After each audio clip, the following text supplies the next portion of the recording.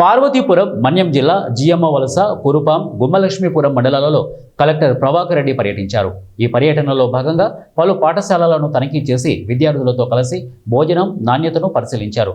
అలాగే ఆసుపత్రులకు వెళ్లి అక్కడ రోగులకు అందుతున్న వైద్య సేవలపై ఆరా తీశారు.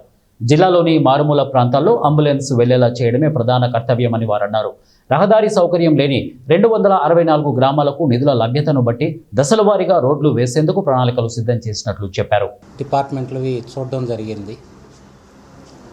ఒక రెసిడెన్షియల్ స్కూలు, ఒక మోడల్ స్కూలు, ఒక మిడ్ డే మీల్స్, ఒక సిహెచ్సి, అదేవిధంగా ఒక విలేజ్ సెక్రటేరియట్, అలాగే కొంతమంది లోకల్ రైతులతోటి వాళ్ళకున్న ఇబ్బందులన్నీ కూడా చర్చించడం జరిగింది. అదేవిధంగా గ్రామస్థాయి సిబ్బంది ఏ విధంగా పనిచేస్తున్నారనేది చెక్ చేయడం జరిగింది.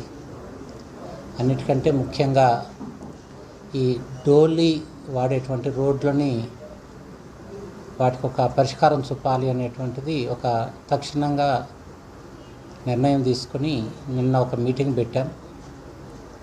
ఆ మీటింగ్లో భాగంగానే ఈరోజు ఇంజనీరింగ్ శాఖ నుంచి, అదేవిధంగా ఈ డోమా డిపార్ట్మెంట్ నుంచి కూడా మనకున్నటువంటి వాళ్ళందరినీ కూడా ఇన్స్పెక్షన్కి పంపించాం.